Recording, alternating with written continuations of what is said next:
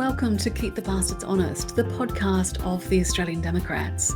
I'm your host, Elana Mitchell, and on this episode, we play It's a Cop-Out. But firstly, an apology for this episode coming out so much later than I had planned. Our podcasting schedule was interrupted by the party needing to demonstrate to the Australian Electoral Commission that we met the new membership requirements of 1,500 members, which we talked about in episode 1. Because we had only 3 months to meet that target, every member of the Australian Democrats, including me, put their shoulder to the wheel to get that target met. Regular listeners would have heard me going on about needing 1,500 members, but in reality, a party needs 1,650 members because the AEC gives you 10% wiggle room on the target. And to get a list of 1,650 members that you can confirm are on the electoral roll and they're not also members of other parties, you actually need more like 1,800 members. So I'm delighted to be able to tell you that we ended up with an elegant sufficiency of members for the purpose, and we were able to submit a list of 1,650 members to the AEC that we were confident in. And now we just have to wait to be audited. I'd like to take this opportunity to say hello and give big virtual hugs and kisses to the new members of the party who said that they found out about us and joined the party because of the podcast. You are all my instant forever favourites. I can't thank you enough for your support. Anyway, back to It's a Cop-Out. Now, you might remember that the United Nations held its 26th Conference of the Parties, or COP26, just a few weeks ago in November, which now feels like a lifetime ago because what even is time anymore after the last 18 months? My co-host Steve Baty watched COP26 unfold with great interest, as did our national president Lyn Allison. And after the dust settled on the slow-motion car crash that was Australia's contribution to COP26, they put their climate policy caps on and joined me to share the many thoughts that each of them had about it. Lyn, Steve and I pay our respects to the traditional owners of the lands upon which we met and their elders past and present. Sovereignty never ceded.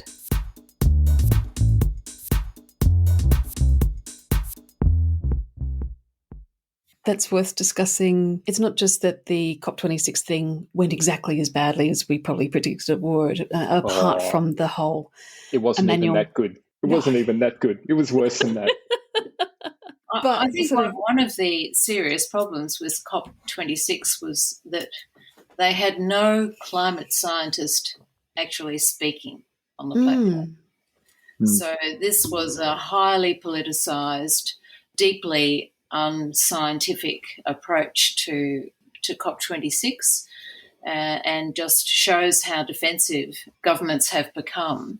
Not all of them, of course, but Australia is certainly the worst here at making commitments to reduce emissions. So it was interesting. I had a look at the work of a climate scientist, who put out a paper recently, and he said he pointed to some of the really big problems that there are, like 38 trillion since 2015 has been poured into the fossil fuel companies, that in the US, auctioning has begun on drilling rights in Alaskan waters in the Gulf of Mexico. In the UK, the Prime Minister's talking about 1 minute to midnight. Meanwhile, 113 new licences are offered to explore offshore reserves. Germany even is developing new coal deposits, and Australia is accounting for about 29% of traded coal globally in 2016. So we've become the world's largest coal exporter and near largest natural gas exporter, and that's around 3.6% of global emissions. So, Australia's position is appalling because it's business as usual, but we've got a problem worldwide with governments not adhering to what they promised, which was to keep emissions down to a level which would mean we would have no more than 1.5 degree increases in temperature. It seems to be a fairly consistent issue, Lyn, across the board when you look at a whole range of different governments around the world. This idea that they can talk about emissions reduction, talk about what they're going to be doing to cut emissions by 2030, by net zero by 2050, and yet at the same time talk about expanding coal operations, exploring new coal, opening up new gas reserves, opening up new petroleum reserves. I mean, you gave a list of countries that are doing things at the moment. Australia is in the process of a public consultation about this year's petroleum export licenses. And that was going on at the same time as COP26 was going on, where we were talking about how we would meet and beat our rather paltry target, but we were going to meet and beat it anyway. But at the same time, there's this common theme of not actually doing the thing that we really need to be doing, which is leaving coal in the ground, leaving gas in the ground, leaving oil in the ground, and certainly not opening up any new reserves. Indeed. But of course, we've had the gas-led recovery. We've had millions of dollars poured into fuel reserves and carbon sequestration, so-called technology. I mean, that's been around for at least 20 years, that whole idea, but it has to be far more expensive than renewable energy ever would be. We can't be sure it's going to work. We do actually have to sequester some of the CO2 that's in the atmosphere. We shouldn't be creating more just so we can dig a hole and push it down. What we need to do is reforest vast areas of the world to make up for the deforestation that's taken place over the last decades. There were a couple of good initiatives that were discussed at COP26 in relation to forests. There was a pledge signed to save or protect 30% of global forests. I saw something recently around protecting coastal zones, protecting things like mangrove forests, kelp forests, those sorts of things that again would help. But at the same time, we're clearing a lot of land in Australia. It's better than it was, but we're still clearing a lot of land in Australia. We're clearing a lot of land in places like Indonesia, a lot of land in places like Papua New Guinea, an awful lot of land in Brazil. The deadline to preserve that 30% was 2030. It's not immediate. So countries don't have to do anything today, which often sees them accelerate land clearing ahead of the deadline rather than, closing it off. But at least there was some positives that were discussed and agreed as part of that global conference. I have my doubts, really. I think that population pressures in so many countries where, there's poverty and there is a need for opening up land for farming.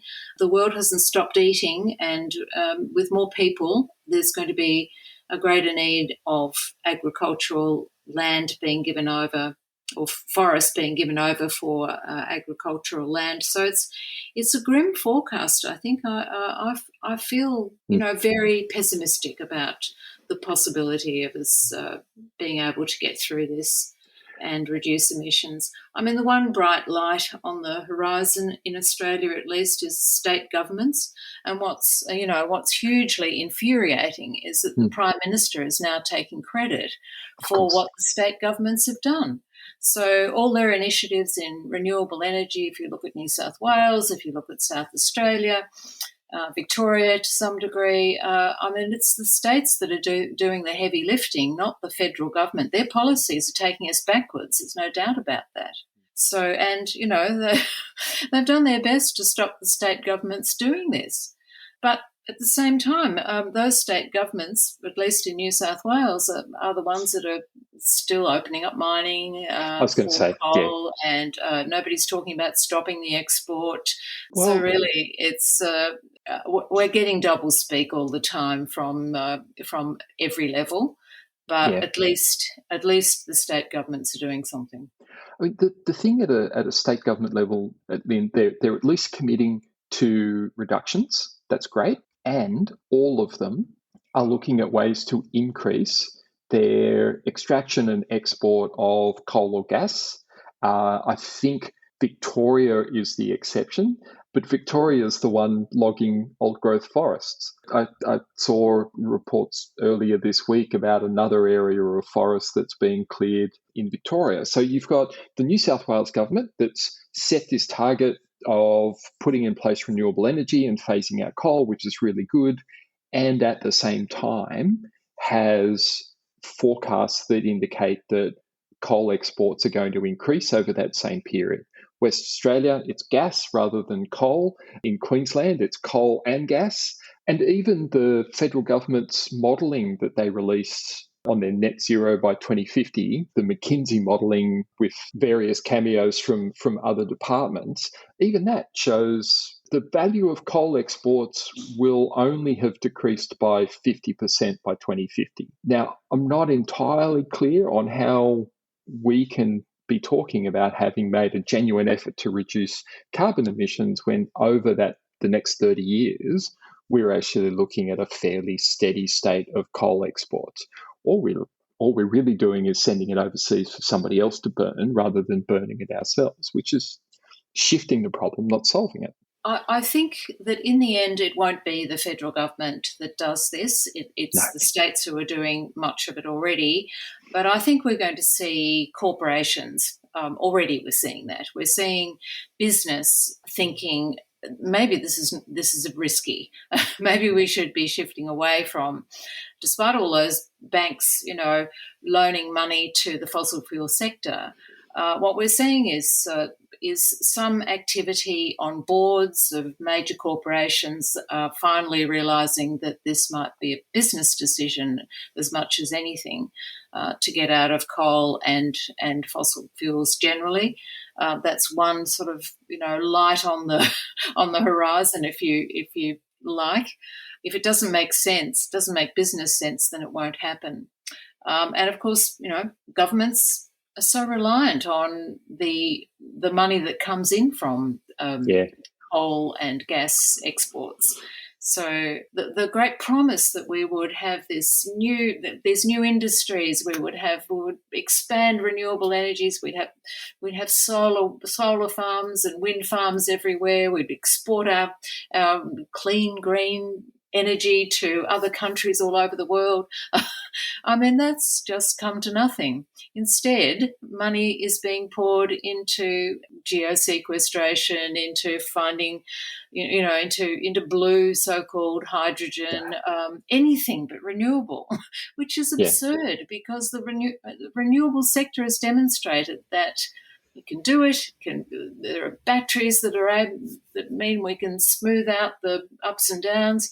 There are, this is all effective. It's doable. Why would we not put our weight behind it and drive that whole renewable sector instead of wasting endless amounts of money on? It's cheaper. It's reliable. It doesn't emit carbon. It doesn't simply shift the problem to another part of the world, and it's cheaper. The cost of renewable energy, so new energy via renewables and battery versus new energy via coal or gas, I think it's about half the price now, and the price of renewables is going down and the price of coal and gas is steady or increasing. Once you add on carbon capture and storage to try and reduce the emissions of production, doesn't change the fact that ultimately you're going to burn the coal and the gas and release those emissions into the air. But if you look at the carbon capture and storage part, the cost differential becomes 3 or 4 times instead of double. Like, it doesn't get any cheaper by adding CCS. It becomes more expensive. And in 3 decades of commercial attempts at CCS, none of them have ever worked. None of them work at scale. They're costly. We've spent billions of dollars in Australia trying to prove that they work unsuccessfully. At some point, you've got to sort of draw a line through it and say, that one's not working. It's not helping, even if it did work, really solve the ultimate problem, which is to stop burning coal, oil and gas. If the policy that you're talking about doesn't ultimately result in that as a simple baseline, does this result in less coal, oil or gas being burned? Yes or no? Wasting that time. Yes. Geosequestration is an interesting idea, but if you think about it, what we have to do is concentrate CO2. First of all, we have to capture it.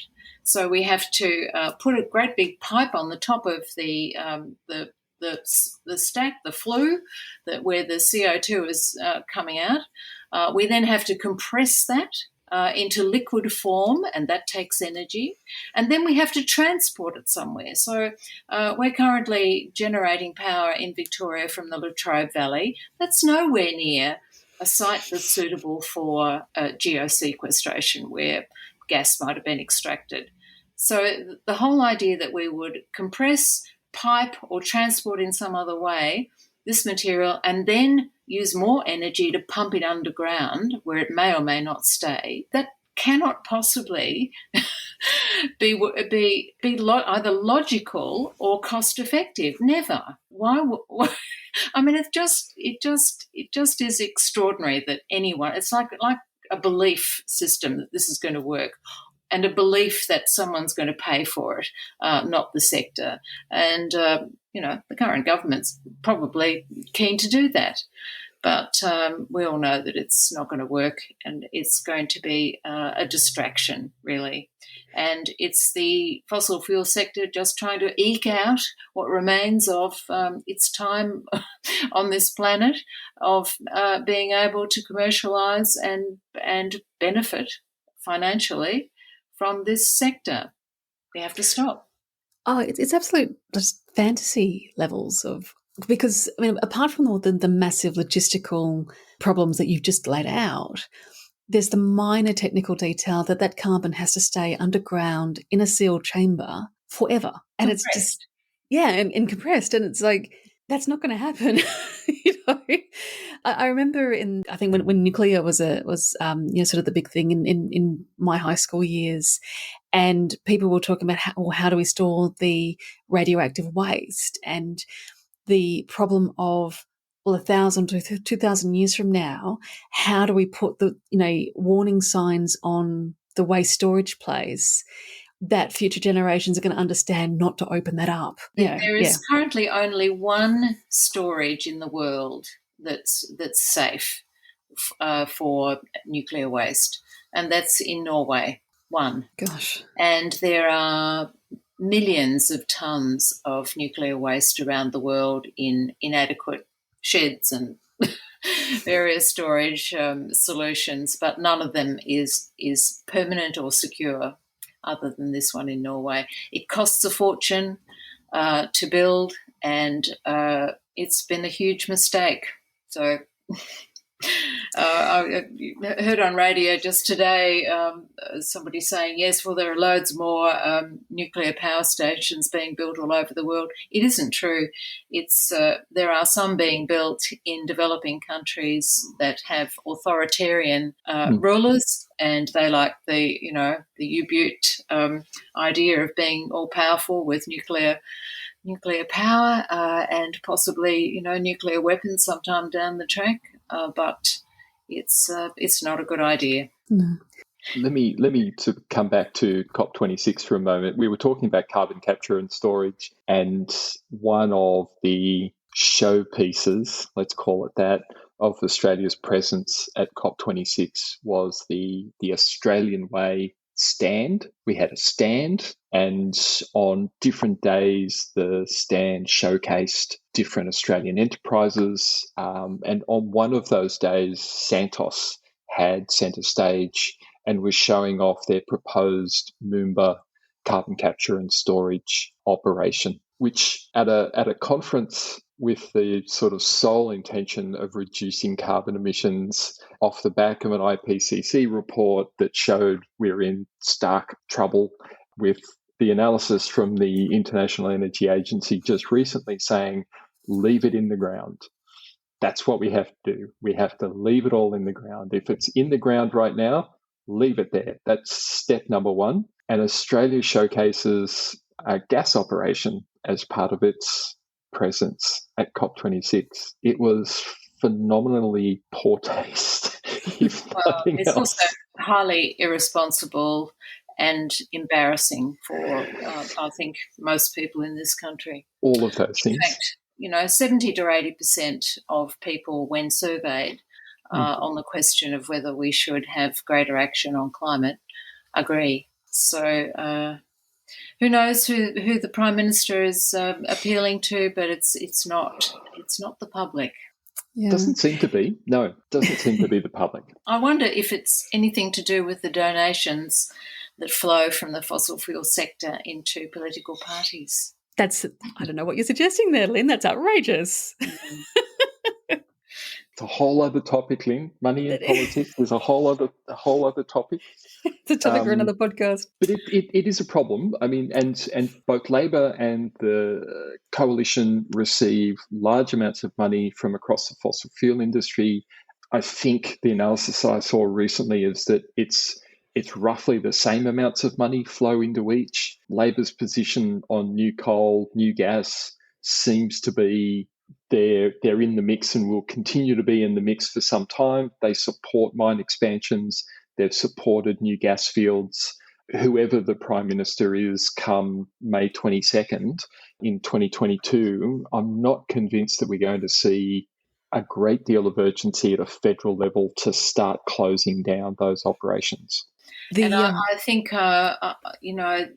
there's nothing about COP26 which makes me think we should change our position on this. If we go back to the plan that we've put forward, it is that we declare a climate emergency, and there's absolutely no doubt that that's what we've got. It is that we commit to reducing emissions by at least 55% by 2030.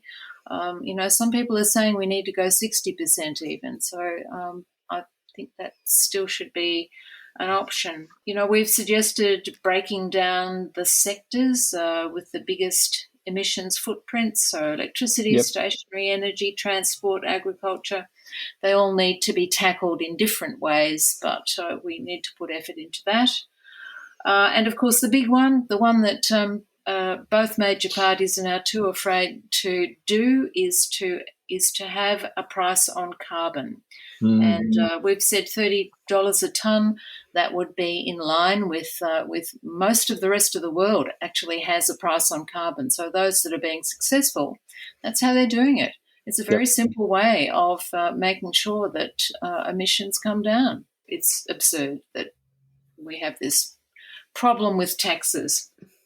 What's really absurd, and I think sort of came out this week, is the ridiculous modelling that the government has sort of finally released to the public on how they're actually going to reach net zero, which I'm sure we're about to dive into in detail. But part of that modelling has an assumption that there will be some kind of price on carbon at $24 a tonne, which was the amount that the not carbon tax, but the price on carbon that Julia Gillard introduced was $24 a tonne. So their hypocrisy knows no bounds. Indeed. We can talk about that modelling if you want to. It's a fairly big document, but it struck me that the first 30 pages or so sounded as if they'd been written by a junior staffer who was, sort of had a bit of media training. Honestly, it was repetitive. It was banal. It was only when you got right into the document that there was anything at all of substance, and even then, dubious substance, but substance. Dubious. Yeah, that's right. So an extraordinary. I couldn't believe that anyone would write something like that. Well, they probably did give it to a junior staffer. It was banal. It was repetitive, endlessly repetitive. It was a very, very poor piece of work. I was stunned, and my expectations were low going into it. But I was stunned at the fact that our net zero by 2050 plan wasn't actually any of those things. It's not actually a plan to reach net zero. We reach an 85% reduction, and then there's some, sort of magic fairy dust from global efforts to improve technology thrown into the mix that get us to 100%.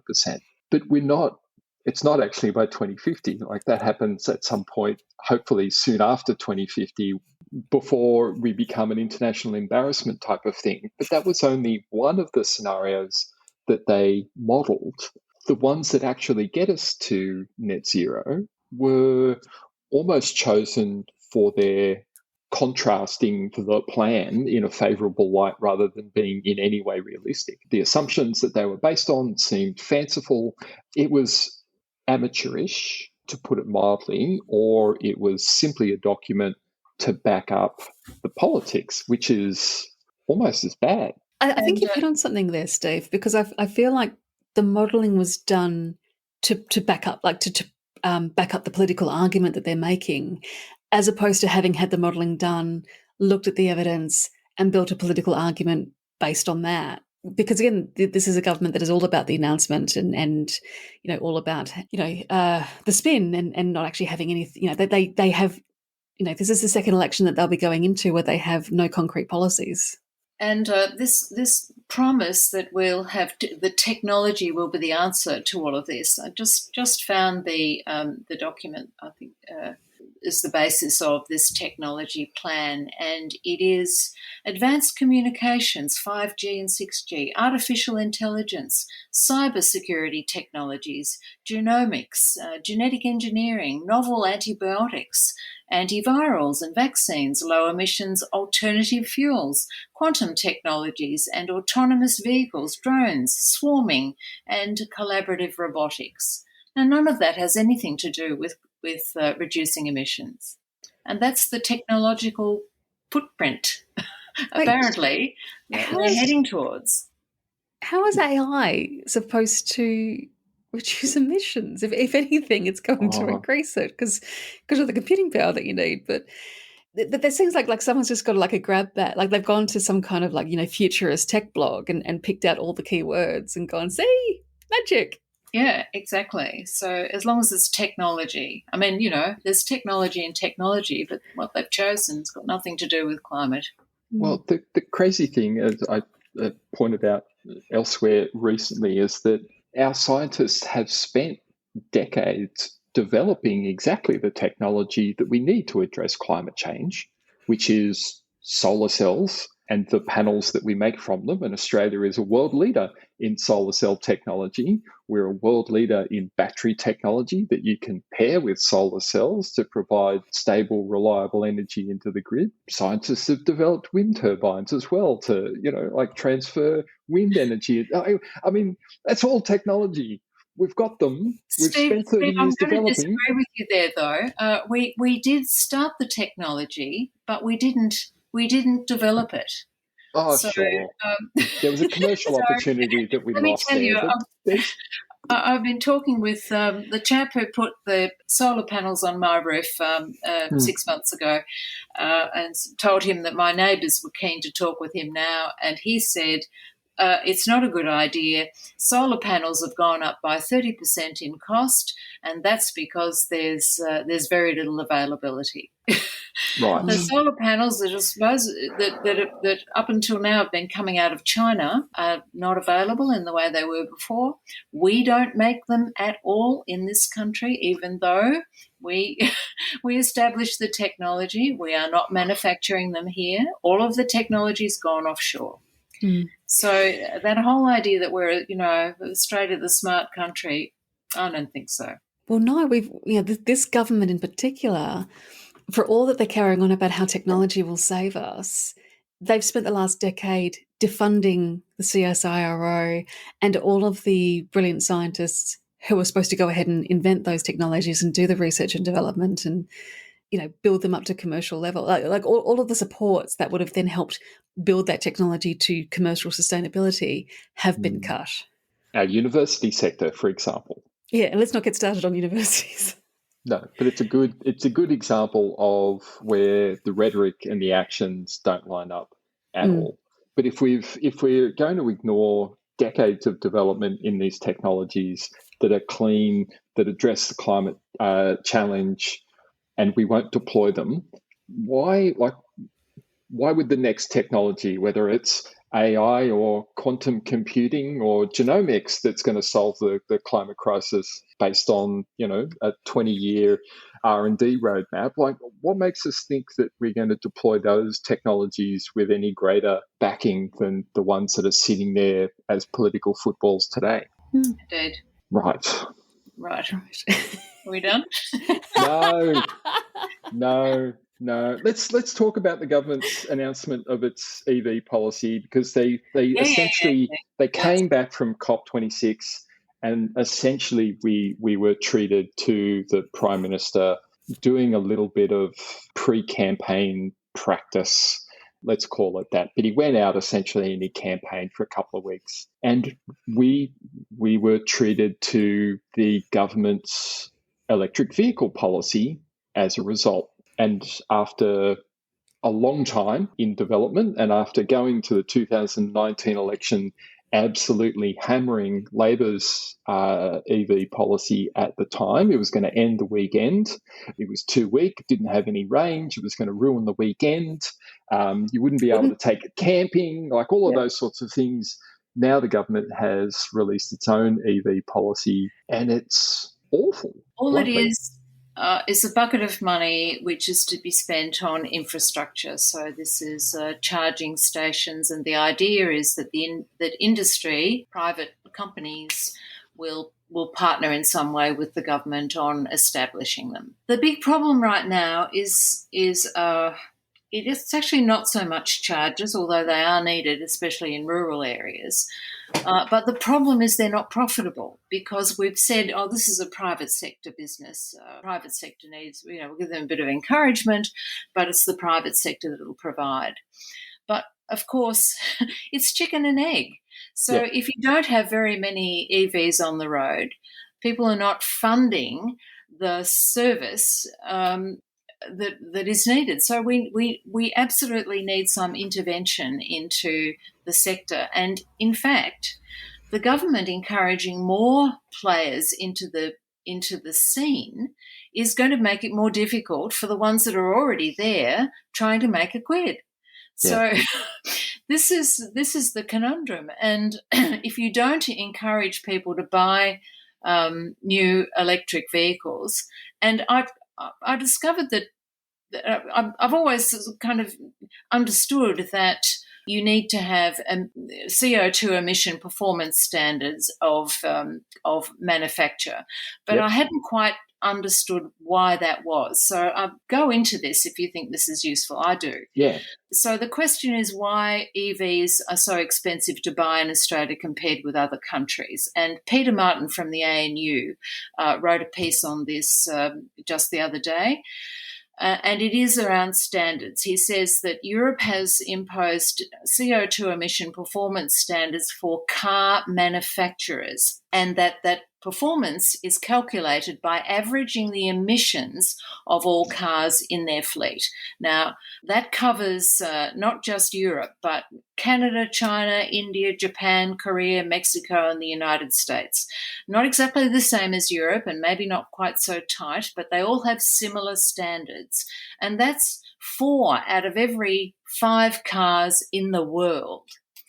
So the standards mean that it's hard for manufacturers to reach those standards unless they make and sell electric vehicles to bring the average emissions down. So what that's meant is that there's been a 12% reduction in emissions in Europe as a result of those standards, and they will be toughening the standards in 2025 and again in 2030. Since last year, each manufacturer's cars are limited to an average emission level of 95 grams of carbon dioxide emitted per kilometre, and vans an average of 147 grams emitted per kilometre.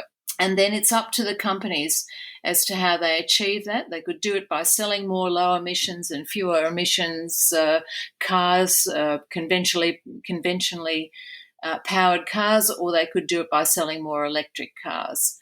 And if they haven't sold enough cars to get their brand emission ceiling down, they have to discount them in order to get the average down. So that's why they're cheap in those countries. Yeah, wow. So it's a very clever mechanism and so easy to do. It's all you need to do. Because instead of pouring money into new charges around the place, if we were to build the fleet, and the very first thing that should happen is that government fleets should be EVs, and there's no reason why that can't happen pretty much straight immediately. Away. Yeah, and Australia this is an interesting story, the only vehicle standards in Australia are fuel standards. So that's the level of sulphur dioxide and particulates in petrol and diesel, and stickers on new cars that quote the vehicle fuel economy and emissions per kilometre. Now, that's actually my doing. But it was 15 years ago. What I did was negotiate both those measures, and but nothing has changed in the meantime. Right. So the reason our EVs are way more expensive than other countries is because we have no emission standards. Stickers, yes, but standards, no. Yeah. And look, on top of that, I mean, we've got countries like France that are rolling out significant rebates or subsidies for people who wish to buy electric vehicles. I thought I saw the other day that it was about 13,000 euros as a subsidy. I think in Japan it's the equivalent of about $10,000 US that is taken off the price. So, you've got a couple of mechanisms there that can be used to reduce the cost, the purchase cost of these vehicles, and we have none of it here, like none. I'm not so sure about that, Steve. I do think a mechanism like this is much more effective. It's a lot of money to be invested in individuals' private property, frankly. Sure. Yeah, and that's a good point. Yep. So I just think the money is far better used in other ways, and it's such a simple mechanism, really. And of course, it's simple for Australia to adopt as well, because we don't manufacture vehicles anymore in Australia. Yeah. So we're not talking about any job losses. We can simply do this. Yeah, it would give us access to a broader range of models. At the moment, we're missing out on models that are prioritised to those international markets instead. It would be worth them sending them here because they would have to meet that requirement domestically as well. So, it would actually improve the range of vehicles that we had on offer. We are getting more vehicles coming to Australia, but, if I can quote the head of Volkswagen, who said recently, every 6 months we do an update with a board meeting on electric vehicle environments in Australia. They are sitting in waiting for something to change, but nothing ever changes. I guess the way I would put it is that it's embarrassing. So this is the head of Volkswagen saying this about Australia. And in fact, countries are dumping vehicles in Australia, and they're less fuel efficient. They are more damaging in terms of emissions. So we have the worst record in the OECD for NOx emissions, 7.5 times more than the European average. Wow. So we're not only churning out more emissions than we should be, but we're also damaging people's health. So around 1,700 people die every year in Australia directly because of emissions from vehicles. Wow. So that's a huge amount. Some say it's even higher than that. It can be quite hard to measure this, but that's the very least one of the downsides of burning fossil fuels in engines. Yeah. So if you have an electric vehicle, it's possible to recharge using sunlight. That's what I do. I have a Nissan Leaf, and what I do is plug it into an ordinary power point during the day when the sun is out, and I charge my car for absolutely nothing, and on the road it emits nothing. It's quiet. It's beautiful to drive. It has very, very fast acceleration. It's all the things that we need in a car. The difference is that it's powered by the sun as opposed to fossil fuels. And I think the two big risks here, one is that we're going to end up like Cuba in that we'll have all of these ancient cars that run on fossil fuels. And because I think after 2025, most of the major car manufacturers have pledged to just phase out internal combustion engine vehicles altogether. And so we'll sort of be this last holdout driving our fossil fuel driven cars into sort of the 2030s.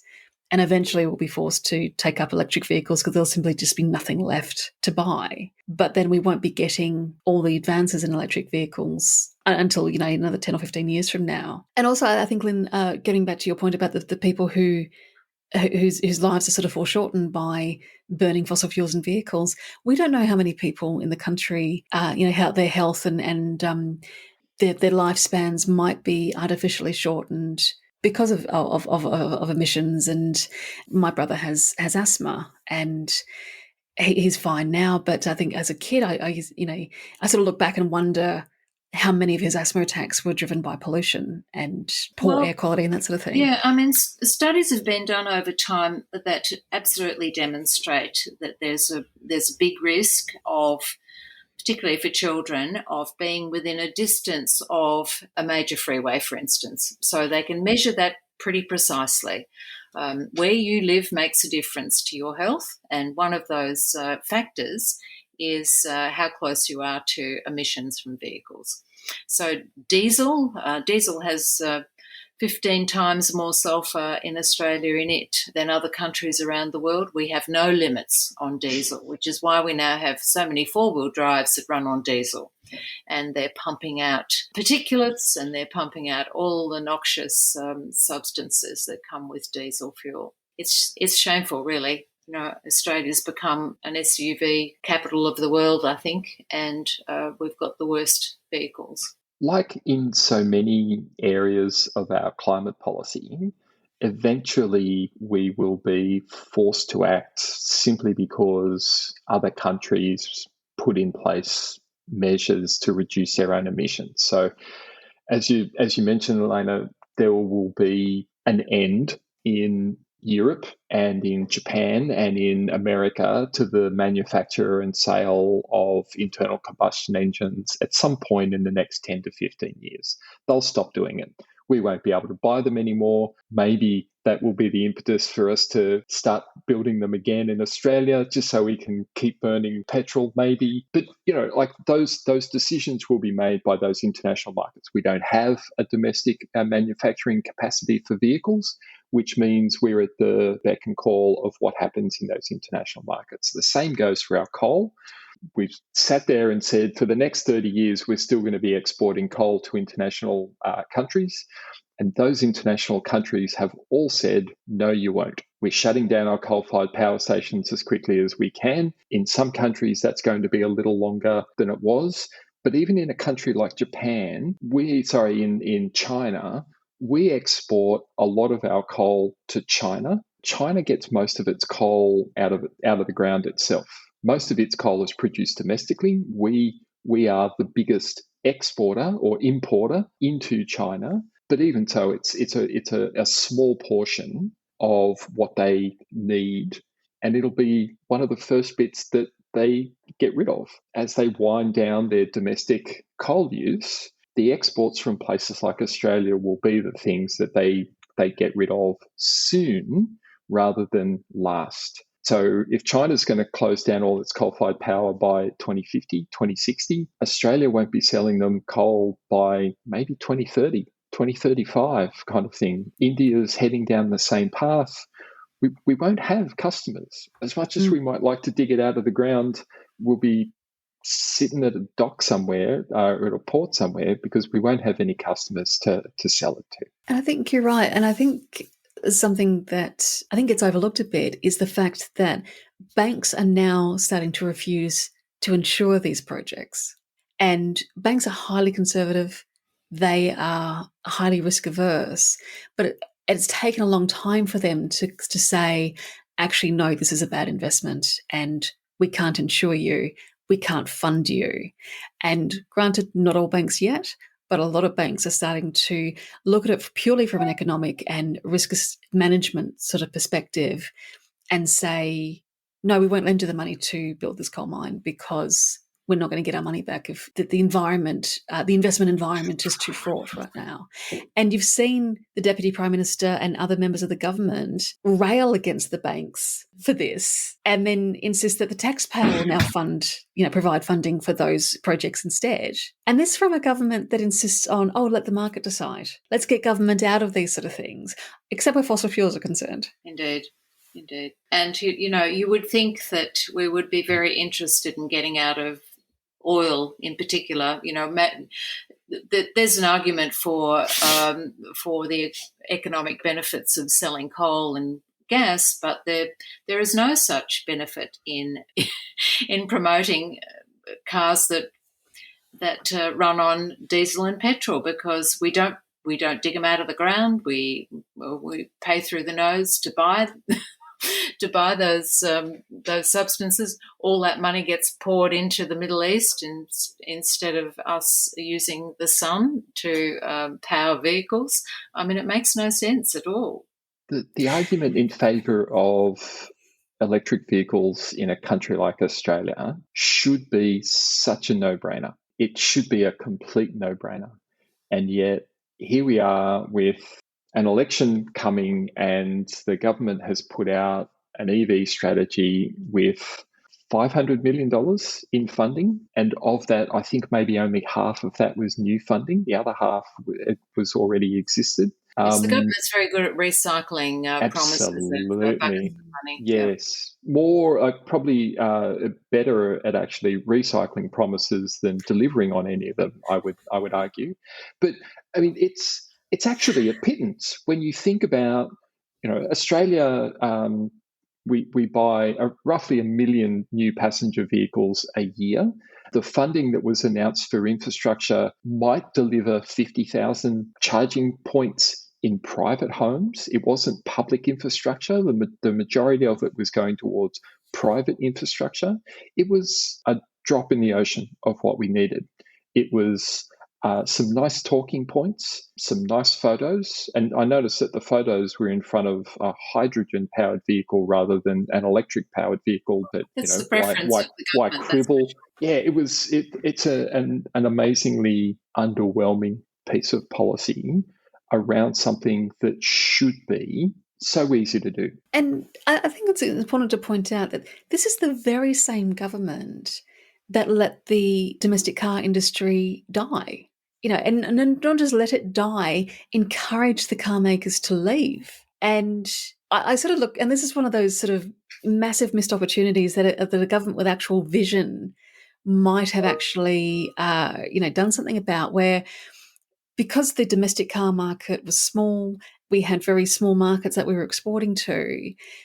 Like a visionary government possibly might have sort of, read the wind on the emergence of electric vehicles and helped those car manufacturers and factories maybe retool to start building electric vehicles here. And if we'd gotten that much, if we'd been early adopters of that level back in 2013, 14, 15, maybe we would have a thriving car market here where we are exporting worldwide Australian-built electric vehicles. Like, imagine having a Tesla plant here. Yes, indeed. Who knows? There were a couple of attempts at setting up EV manufacture. I think even in the old Ford factory in Geelong, this was talked about at the very least. But it's hard to know what needed to be done to make that happen, other than to step in with standards. I mean, really comes back to that every time. It's like a carbon tax and standards on vehicles. That's really all you need to do to get it right. Oh yeah. So, and there would have been sort of massive government investment, massive sort of building that sort of legislative infrastructure around it to put that sort of supporting framework in place as well. Yeah. I mean, the great irony was that that they spat the dummy and said, Ford and Toyota and I think Mitsubishi and Holden can all take off now because we're done subsidising these jobs. And I was like, well, helping those factories refit to build electric vehicles and putting the legislative infrastructure in place to support an emerging electric vehicle market would actually have been an investment in subsidising those jobs, as opposed to funding the jobs for no purpose, because it wasn't just the immediate jobs on the factory floor that went. it was all the supporting industries, for car part manufacturers and others that got impacted. And I think a lot of the incredible car designers and sort of knowledge workers in the car industry ended up going overseas, and I think a lot of those people got picked up by Tesla. Yeah, indeed. So, I mean, the vehicle industry was subsidised hugely for decades. So I don't know. I think I'm in the camp that says this wasn't the right thing to do without having a gain in some way, and that should have been emission standards. It should have, instead of building huge cars, we should have been making smaller cars, more efficient cars, better cars. So there were no strings attached ever. It was always Holden or Ford in another country that was pulling the strings, and they did that on the basis of what America needed more than anything else. So I have some sympathy for saying let's end the subsidisation, but bring in place something that's more suited for the future. And we've known for a very long time that we need to get away from fossil fuel vehicles. And I recall almost 20 years ago having a conversation with a manufacturing body that was making, what are they called? Motorbikes, electric motorbikes. They were manufacturing, and I actually had a ride on one. It was fantastic, just amazing. But that just disappeared. Nothing eventuated from it, and that's because they was a bit more expensive than most motorbikes, and so motorbikes hardly used any fuel anyway. So there wasn't a cost imperative there to go electric because you would save money. That didn't work, and so it folded. So that's I think you have to have. It has to be driven. It has to be thought through. It has to be about the future. It has to be, where are we going with this? It feels like Australia is a very unsophisticated country when it comes to this innovation, when it comes to jobs and industries in this country. I think we can look to so many other countries that have done this more successfully. Germany, for instance, has a very, very sophisticated economy with manufacturing. They still make things that get traded, exported. It's just extraordinary that Australia's pretty much given up on that. Oh, you're right, and I think it's really easy to overlook the fact that government is necessary to provide the scaffolding to help these innovations grow and become commercially competitive. There's this whole thing of, we need to step away and let the market decide and let business do it. There's like a long runway of innovation and development that governments need to be there for to get these things off the ground, to create those markets. Well, they have to develop the policies and the incentives. Exactly. They have to make the rules which make it necessary to comply. That's obvious now that we can see which countries are successful in bringing emissions down, whatever is the objective. It is that governments set the standards, they establish the policy. It doesn't necessarily mean they need to pay for everything. It just means they know where they're going and they've got a logical reason to do it.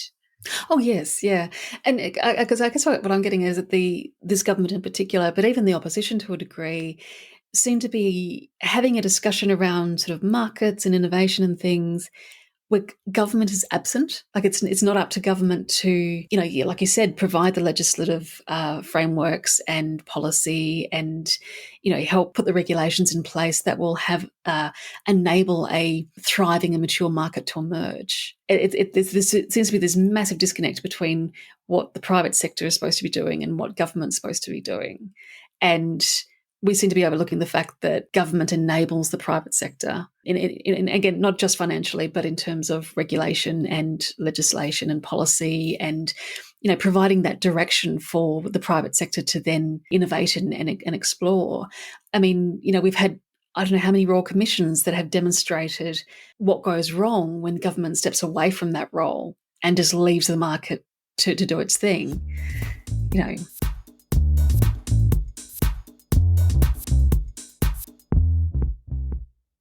Thank you, as always, to Lyn and Steve for their time and their insights. One of my favourite things about talking to Lyn is having her casually mention in passing that she was responsible for some aspect of my life that I just take for granted. Next time you go to your fridge or use your washing machine, have a look at the energy efficiency star rating stickers on your appliances. That's another Lyn Allison special. It's also sometimes depressing to listen to Lyn talking about how she was negotiating legislation on issues, particularly on climate and the environment, which is her focus when she was in Parliament, and then realise that we've not actually progressed any further on these issues more than a decade later.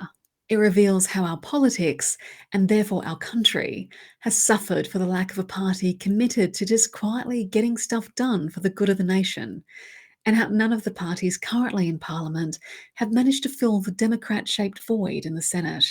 It's why meeting the sudden and arbitrary membership target legislated in October has been so significant, because it was yet another hurdle placed in front of the Democrats as we move ever closer to returning to federal Parliament, and it was a hurdle that we overcame convincingly.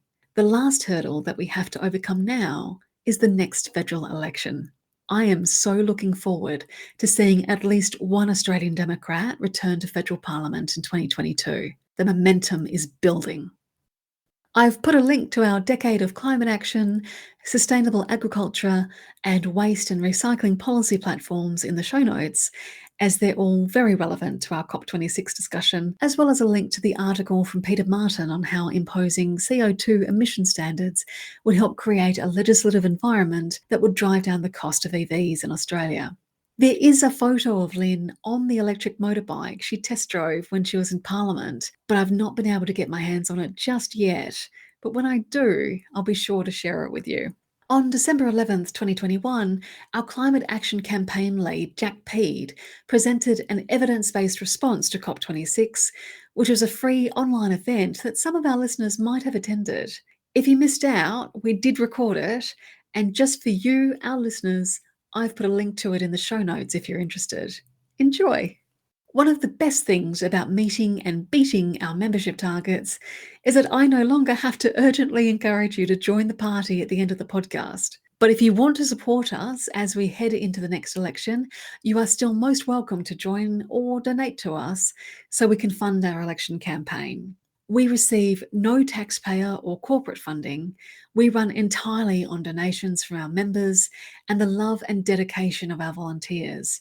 So even the smallest donation helps, and donations up to the value of $1,400 in a single financial year are fully tax deductible.